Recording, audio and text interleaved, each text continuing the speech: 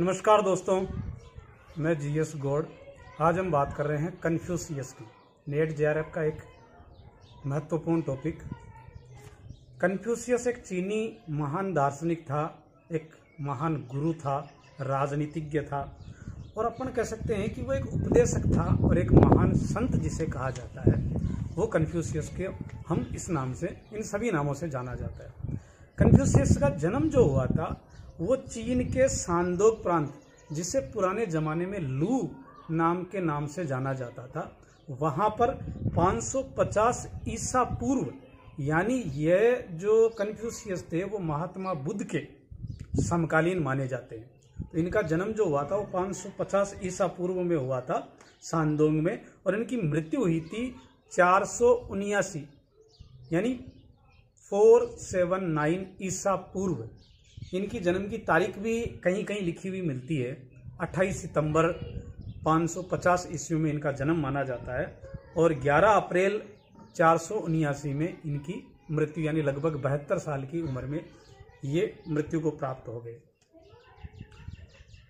जिस समय कन्फ्यूशियस चीन के अंदर जन्मे, उस समय जो झोउ राजवंश था, जिसने चीन पर 1000 साल तक शासन किया था, उस झोउ राजवंश था वो पतन की ओर था और चीन के जो राज्य था वो छोटे छोटे राज्यों में, छोटे छोटे सामंतवादी राज्यों में बट गया था और अराजकता, भ्रष्ट शासन, इस प्रकार का शासन वहां पर चल रहा था।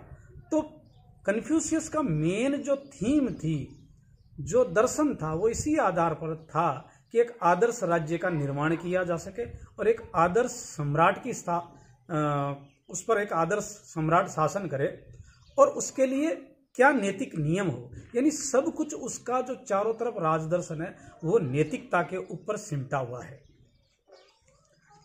एक तरह से हम ये कह सकते हैं कि कन्फ्यूशियस थे वो चीन के प्रथम दार्शनिक, क्योंकि जो ज्ञात स्रोत है उनके अनुसार कन्फ्यूशियस है वो चीन के प्रथम दार्शनिक माने जाते हैं और ये भी कहा जाता है कि वो चीन के प्रथम शिक्षक के रूप में भी उनको मान्यता प्रदान की जाती है।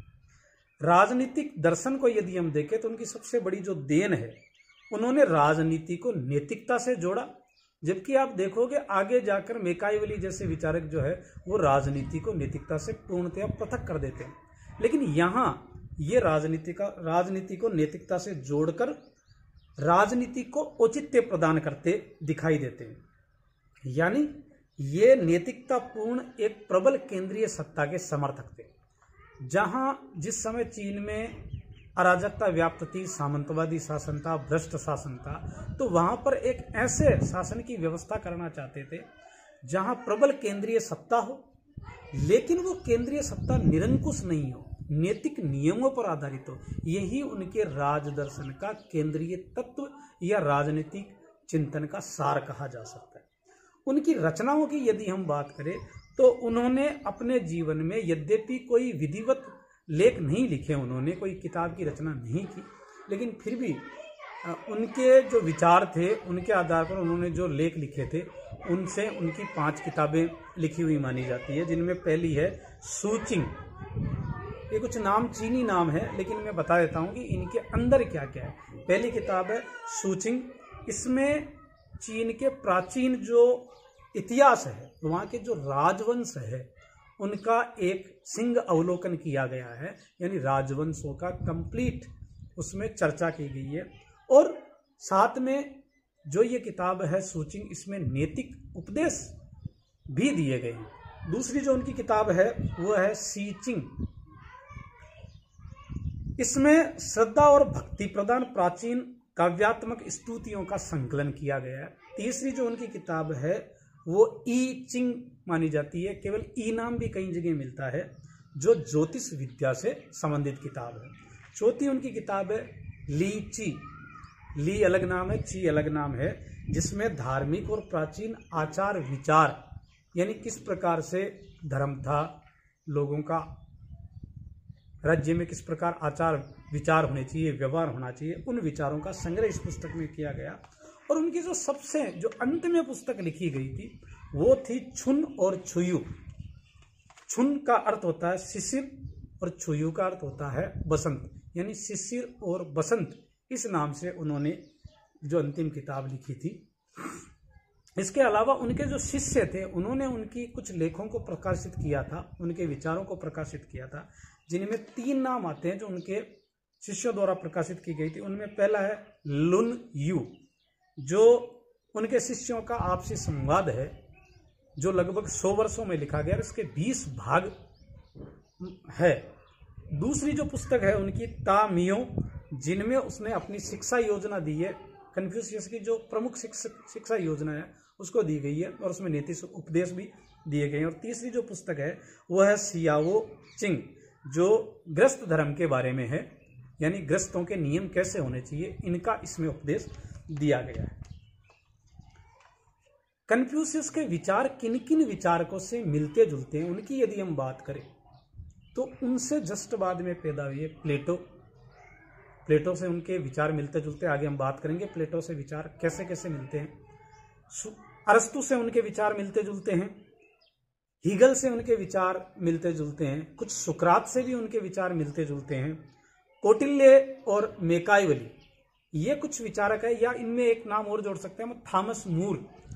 कन्फ्यूशियस के विचारों के यदि दार्शनिक आधार की अपन बात करें तो उनके 2 बुनियादी सिद्धांत है जिनके आधार पर उनके दार्शनिक विचारों को हम जान सकते हैं। तो 2 बुनियादी सिद्धांत, उनमें पहला सिद्धांत है यांग और दूसरा सिद्धांत है यिंग।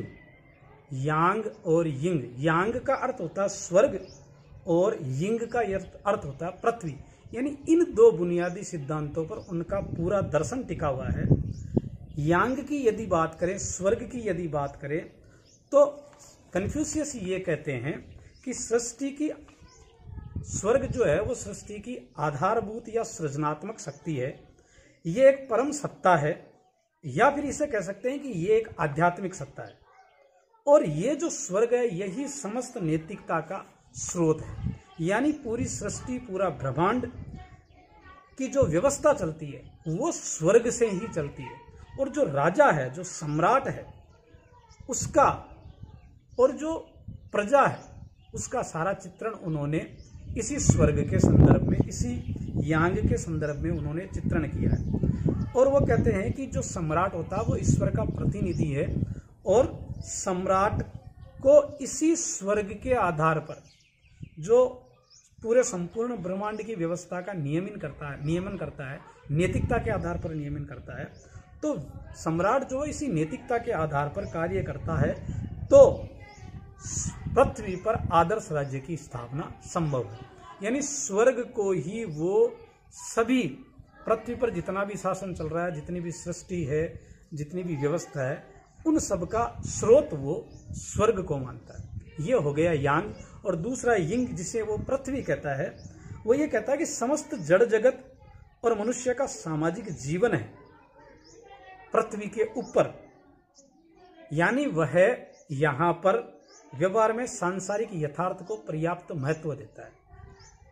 वह 3 तत्व बताता है, स्वर्ग, सम्राट और प्रजा, ये 3 शक्तियां बताता है, जिनमें सम्राट व प्रजा का जो स्थान है उनका संबंध पृथ्वी से है, और सम्राट का सम्राट और प्रजा इन दोनों का संबंध पृथ्वी का है, और स्वर्ग जिसे यांग कहा गया है वो स्वर्ग से है। यानी स्रोत स्वर्ग है, लेकिन स्रोत है किसके लिए? वो प्रजा और सम्राट के लिए। तो यिंग यानी पृथ्वी, सारे जो व्यवस्था का नियमन हो रहा है वो पृथ्वी के लिए हो रहा है, यानी व्यवहार में वो मानव को पर्याप्त महत्व देता है, व्यवहार को पर्याप्त महत्व देता है। यहाँ पर एक बात मैं कहना चाहूँगा आपको कि जो कन्फ्यूशियस है वो परम सत्तावादी है, यानी वो स्वर्ग से ही सब कुछ मानता है, लेकिन वह ईश्वरवादी नहीं है, यानी वो निरंकुश भी नहीं है, वो ईश्वरवादी भी नहीं है। इस तथ्य को आपको ध्यान में रखना है। कन्फ्यूशियस ने 2 सिद्धांत दिए, उन सिद्धांतों की यदि हम बात करें तो उसमें पहला है रन का सिद्धांत। पहला सिद्धांत है रन का सिद्धांत, यानी उसका समस्त जो चिंतन है वो 4 तत्वों में मिश्रण हुआ है। उसमें पहला है रन। रन का अर्थ है मानव प्रेम, यानी स्वर्ग से जो स्रोत है, जो नैतिकता के नियम है, वो मानव के लिए। जैसा कि मैंने आपको यिंग पृथ्वी के बारे में बताया जड़ चेतन तत्वों के बारे में बताया, तो मानव के लिए ही सारी नैतिकता है। यानी वो यहाँ पर मानव प्रेम को, यहाँ पर वो अरस्तु की तरह हो जाता है कि जितने भी नियम बनने चाहिए वो मानव के लिए बनने चाहिए, समाज के लिए, समाज के हितार्थ बनने चाहिए। तो रन हो गया। दूसरा हो गया ई, यानी न्याय, यानी समस्त जो नियम बने हैं, जो आदर्श सम्राट जो शासन करता है वो न्यायपूर्वक होना चाहिए। तीसरा है ताओ, जिसे नैतिकता कहा जाता है, यानी सारे नियम नैतिकता से संबंधित होने चाहिए, नैतिकता से परे कुछ भी नहीं होना चाहिए। सम्राट नैतिक होना चाहिए, नियम नैतिक होने चाहिए, राज्य नैतिकतापूर्ण होना चाहिए, यानी यहाँ पर वो प्लेटो जैसा हो जाता है। और चौथा है ते, जिसे सदाचार कहते हैं, यानी व्यक्तियों का आपस में व्यवहार भी सदाचार पूर्ण होना चाहिए और राजा का व्यवहार भी प्रजा के प्रति सदाचार पूर्ण होना चाहिए और उसका पिता और पुत्र की तरह आपस में संबंध होना चाहिए। तो ये हो गया रन का सिद्धांत। इसमें रन को उसने सबसे ज्यादा महत्वपूर्ण माना है, यानी मानव को सर्वोपरि माना है और समस्त नैतिकता और नियमों का निर्धारण वो मानव के परिप्रेक्ष्य में ही करना चाहता है, ऐसा वो अपनी पुस्तकों में लिखता है। जैसा कि मैंने कहा, यहाँ वो अरस्तुवादी या अरस्तु की तरह हो जाता है। इसके अधीन, इस रन के अधीन भी वो दो नियमों का या दो सिद्धांतों का की व्याख्या करता है, जिसको पहला नाम दिया गया चू। जो अब वो यहाँ चू का अर्थ है, वो ये नैतिकता की बात करता है कि जो कार्य दूसरों से हम करवाना चाहते हैं, सबसे पहले वो कार्य आप स्वयं करो। यदि आपके लिए वो कार्य ठीक है, तब आप दूसरों को उस कार्य को करने के लिए कह सकते हैं। ये कुछ कोटेशन है और ये भी आपको याद रखना है। परीक्षाओं में, विशेषकर नेट की परीक्षाओं में ये नाम आ जाते हैं सीधे सीधे कि जो कार्य दूसरों से करवाना चाहते हो वो पहले स्वयं पूरा करो। ये कोटेशन कन्फ्यूशियस का है। और दूसरा जो उसका सिद्धांत है शाओ, उस सिद्धांत के अनुसार जो कार्य तुम स्वयं नहीं करना चाहते उसे दूसरों को करने के लिए भी मत कहो। ये भी कन्फ्यूशियस ने कहा है, यानी वो मानव प्रेम को सबसे महत्वपूर्ण मानता है। दूसरा जो उसका सिद्धांत है वो स्वर्णिम मार्ग का सिद्धांत है, यानी जिसे गोल्डन मीन का सिद्धांत कहते हैं। वो ये कहता है अतिवादी, और अतिवादी ना तो आचरण होना चाहिए, ना ही अतिवादी व्यवहार होना चाहिए, ना अतिवादी नियम होने चाहिए, यानी मध्यम मार्ग का अनुसरण करना चाहिए, बीच के मार्ग का अनुसरण करना चाहिए, अतिवाद को छोड़ देना चाहिए। ना ज्यादा सरल हो, ना अति, लोगों को बुरा भी नहीं लगे और लोगों के लिए ऐसा भी नहीं हो कि नियम नाम की कोई चीज नहीं हो। यानी यहां पर भी वो अरस्तु के जिसे बात करता है। यद्यपि अरस्तु उसके बाद में हुए तो अपन कह सकते हैं अरस्तु पर कन्फ्यूशियस का प्रभाव था। ये दो सिद्धांत, रन का सिद्धांत और स्वर्णिम मार्ग का सिद्धांत, गोल्डन मीन का सिद्धांत, ये कन्फ्यूशियस के सिद्धांत है। और रन के सिद्धांत में चू और शाओ दो सिद्धांतों की वो व्याख्या करता है। राजनीतिक विचार की यदि हम बात करें तो कन्फ्यूशियस के जो राजनीतिक विचार है उसके बारे में वो राजा की श्रेष्ठता की बात करता है, यानी वो एक केंद्रीय सत्ता की बात करता है, ऐसी केंद्रीय सत्ता जिसके ऊपर कोई नहीं हो, जो किसी के अधीन नहीं लेकिन वह निरंकुश नहीं। यानी वो एक बात कहता है कि राजा की श्रेष्ठता मात्र आनुवांशिक उत्तराधिकार से प्रमाणित नहीं होती, अपितु नैतिकता के पालन से ही उसका औचित्य सिद्ध होता है। यानी वह, इसका प्रमुख जो उद्देश्य है वो नैतिकता का पालन करवाना चाहता है, वो राजा से भी पालन करवाना चाहता है और प्रजा से भी नैतिकता का पालन करवाना चाहता है। यानी एक प्रबल केंद्रीय सत्ता तो चाहता है, लेकिन सत्ता निरंकुश नहीं हो, नैतिकता के ऊपर हो, यानी लोक कल्याणकारी राज्य की बात करता है। प्लेटो की तरह वो एक आदर्श राज्य शासन व्यवस्था की योजना प्रस्तुत करता है। कौटिल्य और मैकियावेली की तरह उसको व्यवहार में लागू करने की बात करता है। हीगल की तरह एक शक्तिशाली राज्य की बात करता है। और लेकिन वो प्लेटो और थॉमस मोर की तरह कल्पनावादी की बात नहीं करता, वो व्यवहारिक राज्य की बात करता है। यहां पर वो कहता है कि एक राज्य के लिए सम्राट या राजा की परम आवश्यकता होती है, यानी प्रबल केंद्रीय सत्ता का समर्थक है, राजा की आवश्यकता मानता है। राजा पर कोई नियम वो प्लेटो की तरह लागू नहीं करता, लेकिन वो निरंकुश नहीं मानता, राजा को नैतिक नियमों पर आधारित राज्य करने की बात करता है। और वो यहाँ पर एक कोटेशन बोलता है कि अंतरिक्ष में जैसे दो सूर्य नहीं हो सकते, वैसे एक राज्य में दो राजा नहीं हो सकते, यानी राजा के ऊपर वो और कोई शक्ति स्वीकार नहीं करता है, यानी वो उस समय की चीन में प्रचलित जो सामंतवादी व्यवस्था है उस पर वो प्रहार करता है। दूसरा है वो ये कहता है कि राजपद ईश्वरीय संस्था, यानी राजा को वो ईश्वर का प्रतिनिधि मानता है, लेकिन निरंकुश आचरण नहीं करने देता, यानी यहाँ पर वो लोक कल्याणकारी राज्य का समर्थक है। और इसी के संदर्भ में वो राजा के 3 कर्तव्य बताता है, जिसको पहला कर्तव्य जेन कहा गया, यानी लोक कल्याण का कार्य करे, राजा लोक कल्याण का कार्य करे। दूसरा ये, यानी कार्य ऐसे करे जिनका औचित्य सिद्ध हो, जो नैतिकता पर खरे उतरे, यानी राजा के कार्य ऐसे हो जो औचित्यता के आधार पर हो। और तीसरी जो चीज वो कहता है दायित्व के रूप में ली, यानी अनुष्ठान, यानी जो भी कार्य करे उसका उद्देश्य कुछ ना कुछ साबित होना चाहिए। तो यानी व्यवहार की बात करता है कौटिल्य और मैकाइवली की तरह। तीसरी चीज वो, चौथी चीज जो वो बताता है वो सम्राट के आचरण के नियमों की व्याख्या करता है।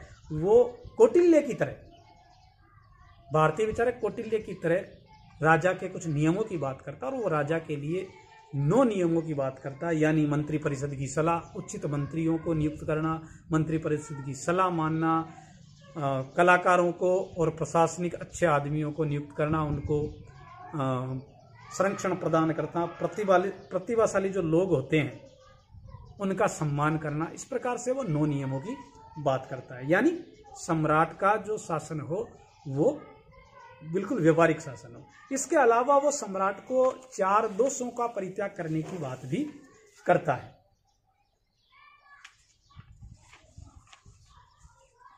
इस प्रकार से एक आदर्श राज्य का निर्माण करता है जिसका एक आदर्श सम्राट हो, यानी वो प्लेटो की तरह यहाँ बात करता है, लेकिन प्लेटो और थॉमस मोर की तरह वो काल्पनिक नहीं है, बल्कि वो क्रियात्मक है। और उसने बाकायदा जब वो 52 साल की उम्र में चीन में एक प्रांत का गवर्नर बना तब उसने ये चीजें लागू भी की थी।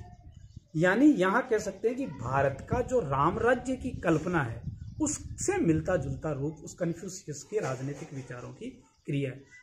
एक चीज और, उसकी शिक्षा योजना प्रमुख मानी जाती है। जैसे प्लेटो की शिक्षा योजना प्रमुख है, वैसे ही कन्फ्यूशियस की शिक्षा योजना भी बहुत प्रमुखता से बताई जाती है, क्योंकि वास्तव में कन्फ्यूशियस एक शिक्षक था, एक महान गुरु था, वो एक संत था और घूम घूम कर वो अपनी शिक्षा प्रदान करता था। ऐसा कहा जाता है कि 3000 से ज्यादा उसके शिष्य थे। तो वो एक बात यहाँ कहता है, वो शिक्षा के बारे के अंदर वो एक कथन बोलता है कि जो विद्यार्थी विषय के एक कोण को समझाने पर उसके वो समझ में नहीं आता है, यानी वो बाकी के 3 कोणों को नहीं समझता है, तो मैं उसे पाठ देना ही बंद कर देता हूँ। तो शिक्षा पर यहाँ से इस कथन से हम ज्ञात कर सकते हैं कि शिक्षा के प्रति उसका कितना रुझान रहा होगा। क्या बात करता है शिक्षा में, उद्देश्य क्या बताता है? मूल उद्देश्य बताता है कि शिक्षा व्यक्ति को पूर्णता की ओर ले जाती है, यानी शिक्षा व्यक्ति को सद्गुणी बनाती है। और शिक्षा का एक सामाजिक उद्देश्य की भी बात करता है वो, कि व्यक्ति को सामाजिक और राजनीतिक दायित्वों को पूरा करने की शिक्षा प्रेरणा प्रदान करती है। व्यक्ति के राजनीतिक और सामाजिक उद्देश्य क्या है, ये व्यक्ति शिक्षा से ही प्राप्त कर सकता है। इसके अलावा वो प्रशासनिक दायित्व भी निभाए। पाठ्यक्रम और पद्धति की बात यदि करें कि कन्फ्यूशियस ने किस किस पाठ्यक्रम में क्या क्या शामिल किया, उसमें है भाषा, साहित्य, नीतिशास्त्र, ज्योतिष, संगीत और कविता। संगीत के बारे में तो वो यहाँ तक कहता है कि संगीत के प्रभाव में मैं अपने भोजन को भी भूल जाता हूँ और मानसिक संतुलन के लिए संगीत बहुत आवश्यक है, यानी वो संगीत को बहुत महत्व प्रदान करता है। शिक्षा की जो व्यवस्था है वो सार्वभौमिक व्यवस्था करता है, यानी शिक्षा उस समय जो शिक्षा थी वो केवल सामंती वर्ग और अभिजात वर्ग के लिए थी।